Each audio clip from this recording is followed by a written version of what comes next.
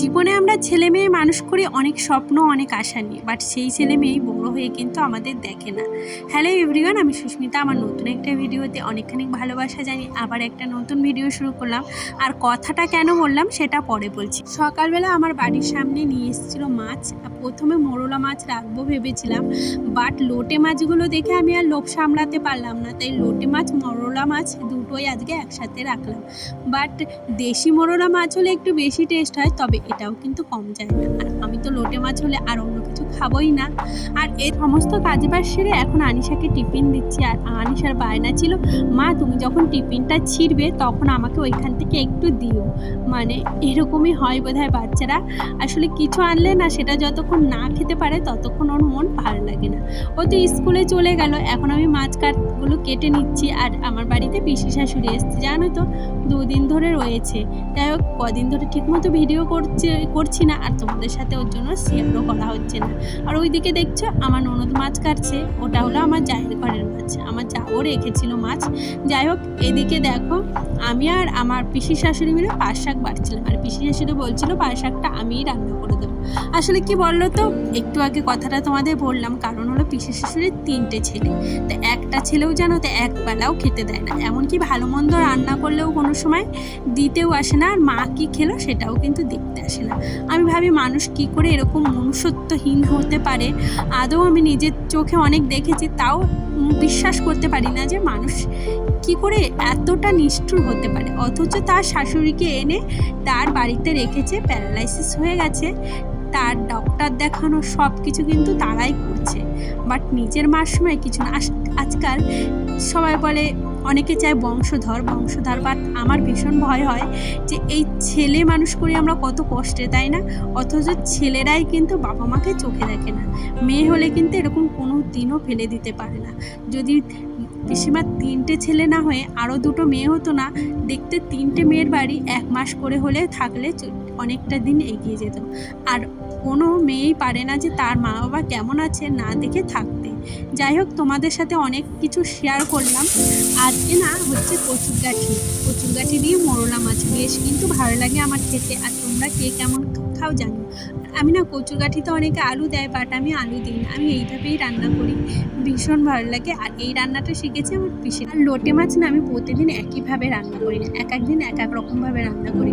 But এর ভেতর না ধনে পাতা টমেটো দিলে কি দারুণ যে টেস্ট লাগে, বাট দুটোর মধ্যে একটাও আজকে আমার ঘরে নেই, জানো তো। আর আমি আজকে না লঙ্কার গুঁড়ো মানে করে রেখেছি বাড়িতে, আর দিলাম না এখন, কারণ হলো আমার মেয়ের জন্য আগে একটু তুলে রাখবো। আর এতে তো আমি একদম সামান্য জল দেবো, তাই ওই ভাজা বাছাই করবো।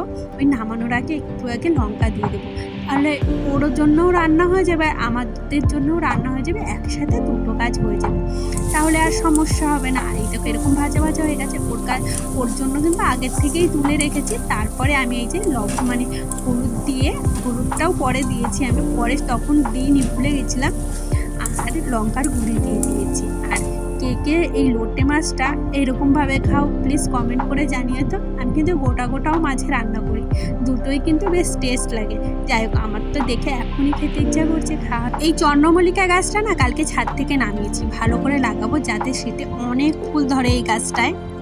টিভির উপর রেখে খাচ্ছে, আর কি যে একা একা কথা বলছে, আর একটু মাঝে মাঝে বল খেলছে। আমার পিসি শাশুড়ি এসেছে আবার, এখানেই শুয়ে আছে, ওপরে ফ্যান চলছে, নিচে ঘুম পেয়েছে তাই শুয়ে রয়েছে। বললাম ঠিক আছে এখানেই শুয়ে পড়ো, বেডটা ক্লিন থাকলে বেশ ভালোই লাগে, তাই না?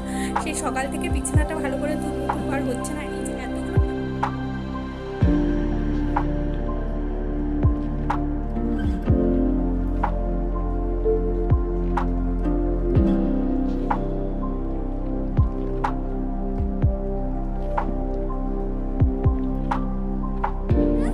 কালকে তোর বার্থডে চলে গেছে তো, আজকে কোথায় যাচ্ছিস? খাতি আমার জন্য আনবি, হ্যাঁ?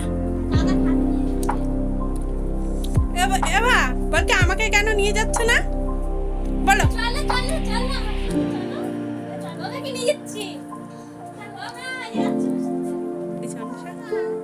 সুন্দর লাগতেছে, হ্যাঁ?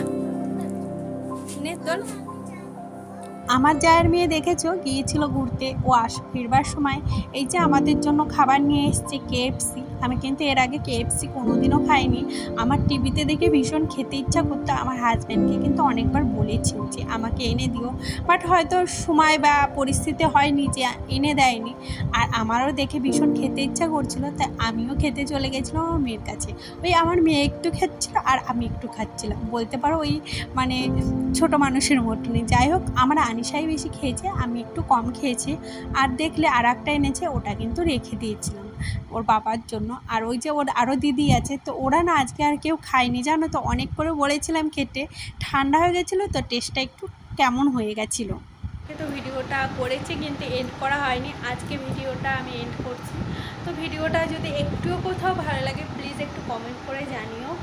আর ভিডিওটা কে কোথা থেকে দেখছো বলো। তো আজকের মতো ভিডিওটা এখানেই শেষ করলাম, আবার একটা নতুন ভিডিওতে দেখা